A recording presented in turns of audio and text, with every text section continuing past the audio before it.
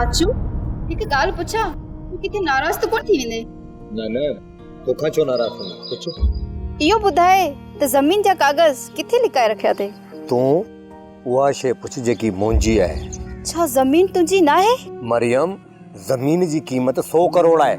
छा मुंहिंजी एतिरी हैसियत आहे जो मां उहा ज़मीन ख़रीद करे सघां?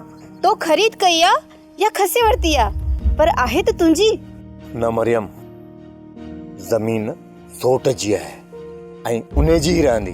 मूं त ॿुधो तुंहिंजो सोट सफ़ा चरियो थी वियो ऐं ही घर बि छॾे विया, पोइ उहा ज़मीन उन्हे जी कहिड़े कम जी? तूं छॾे न ज़मीन खे।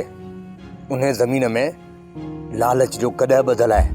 तूं ॿी का ॻाल्हि कर। जंहिंमें असांजी ज़िंदगी ख़ुशि गुज़रे त उन खे आउं छो छॾियां? असांजी ज़िंदगी ख़ुशि गुज़रंदी जेकॾहिं तूं इहे अजाया सवाल न करीं त। इहे अजाया सवाल न आहिनि आचू। हर औरत जी ख़्वाहिश हूंदी आहे त उन जी ज़िंदगी शादी खां पोइ सुठी गुज़रे। मरियम, सुकून लाइ दौलत जो हुजणु लाज़मी न हूंदो। बाक़ी छा रुखनि टुकरनि ते ख़ुशि ज़िंदगी गुज़रंदी? तूं 3 वेलनि जी मानी खाराइण जे अलावा तूं मुंहिंजी कहिड़ी फरमाइशूं पूरियूं करे सघींदो?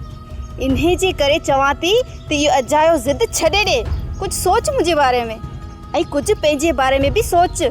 जेका मिल्कियत तो ज़मीन में सड़न लाइ दफ़न करे छॾी आहे, तूं उन खे ज़ाहिर कर त पंहिंजी बाक़ी ज़िंदगी ख़ुशि गुज़रे। तुंहिंजे अजाए ज़िद जे करे आउं पंहिंजी ज़िंदगी नथी ख़राब करे सघां।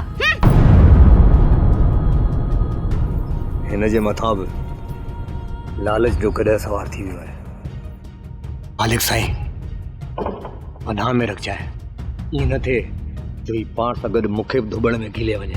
सोप सीरियल ज़हर ज़िंदगी तमाम एपिसोड ॾिसो हाणे HD क्वालिटी में। विजिट कयो असांजो YouTube चैनल सिन TV HD ड्रामा।